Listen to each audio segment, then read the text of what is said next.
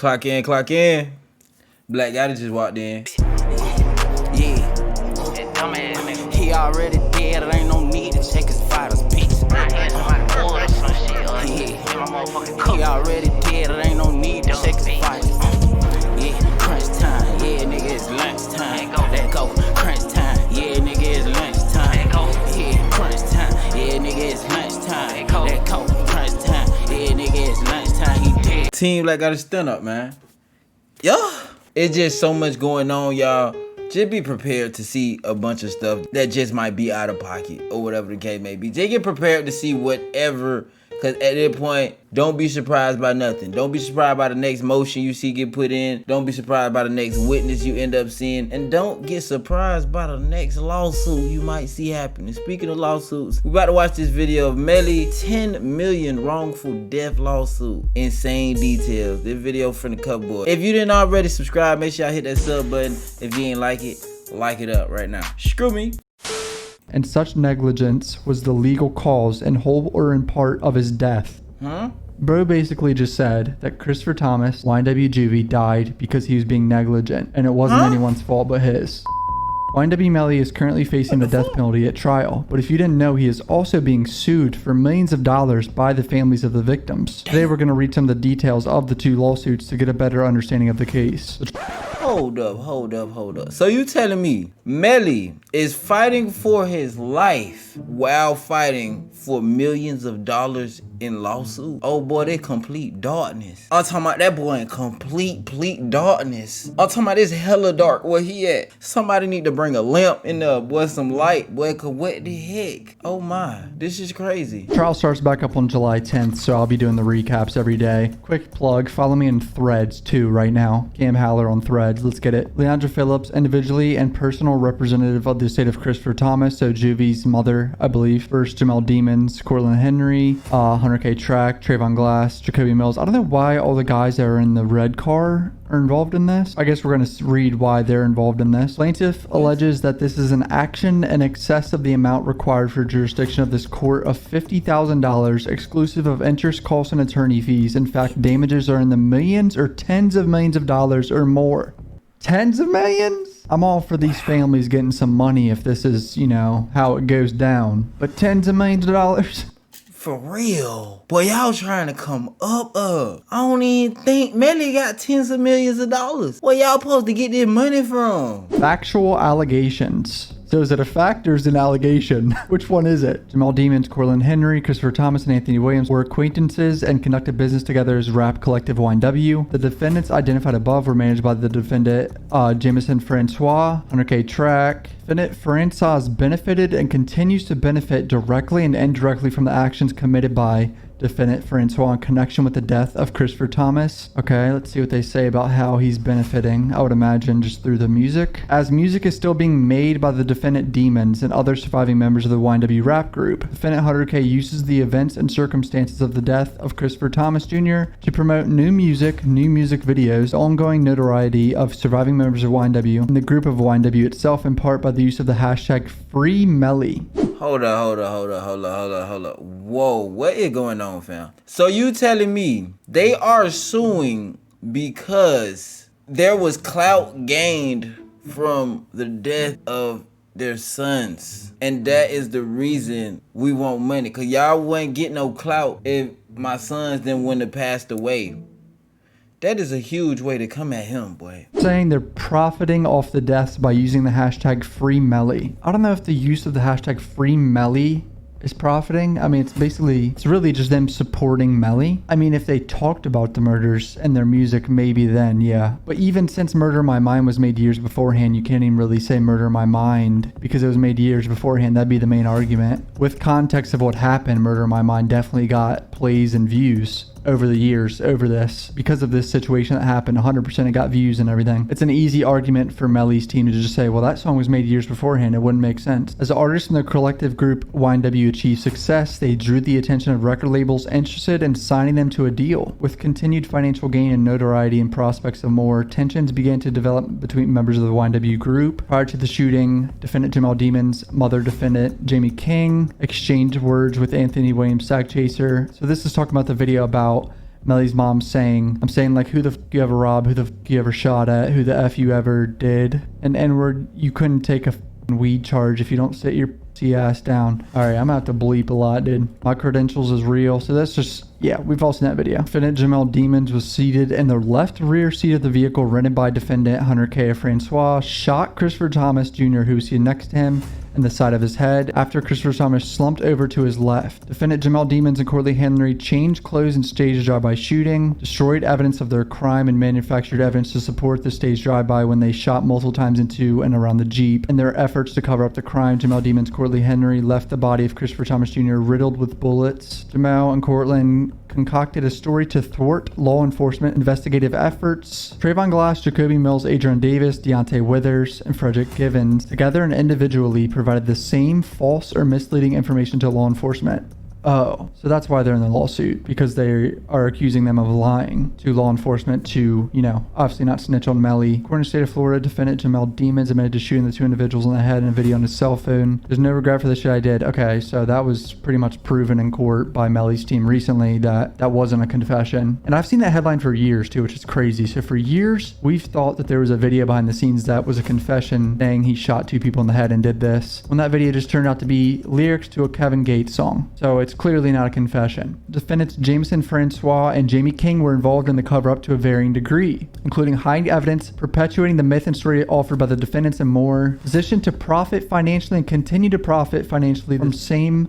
in part by using the hashtag Free Melly to promote new music, new videos, and boost the career of Jamel Demon's younger brother, YNW Slime. Free Melly isn't really the profiting part. In my opinion. Like, what the fuck? I think it's just because they're putting that in the title of videos maybe, and they're like, ooh, they're putting the case in the title of every single video, so they're profiting because they're putting hashtag Free Melly in every video. It's with the case. They wouldn't be able to put that hashtag unless these people didn't die. Defendant Hunter K. Management assisted defendant Jamel Demons and Courtland Henry with the collection and disposal of the weapons. So that's another allegation that we've talked about a lot recently. Okay, here's a good point right here. The storyline that they were shooting victims who lost their friends through an act of violence helped propel the two defendants Jamel Demons and Courtland Henry, who are already on the rise rap artists, into further stardom. So obviously this is a thing in rap where terrible things like this happen. There's a bunch of articles written about it, and then people find out who these artists are through this terrible event. These people are basically saying that Melly, Courtland Henry, and a track plan to kill these two guys to blow up even more and make a bunch of money off of it. But I don't see that. I've said this in other videos. I feel like if Melly really killed these guys in this car, it was a quick fight. It wasn't a planned thing. It was out of nowhere. Because of how fucking sloppy of a murder it was, it would have been one of the worst murders of all time if this was a planned thing for weeks or something. Made it so obvious coming from his angle of the car seat. Like, there's just no... That's what I'm saying. Like, as far as a plan, I don't think it was planned the best way. So, like, fam, if they were planned, use a little bit too hot to need some smart milk. Now, as far as, oh, it just coincidentally happened and it was just a thought at the moment, oh, we finna do this, that. Okay. It definitely looked like that's what it could have been. But as far as we've been planning for months and years, boy, I know your brain ain't let you just think that simple for months and years like that. Ain't no way, boy. Ain't no way. He's that dumb. It was also discovered that Jamie King, via social media, were engaged in an effort to interfere and divide the group. Actions which encourage or motivated defendants Jamel Demons to ultimately kill the decedents. I haven't seen any like social media messages between Melly and Bortland or anyone in the trial yet that shows that they were like, fuck Sack Chaser and Juvie, we're splitting up. Like, I haven't seen any of that. But there is apparently messages between Sack Chaser and Melly fighting, but we haven't seen that either. All the defendants named stood to gain professionally and financially from the type of publicity and increased celebrity. Both are being criminally charged for the deaths. Jamie King receives money from defendant Jamel Demons for support and paid for her lifestyle. Obviously, it's his fucking mother. Like 99% of rappers do that. Defendants Hunter K. Track stand to benefit from defendants Jamel Demons, Courtland Henry, by receiving a cut of profits.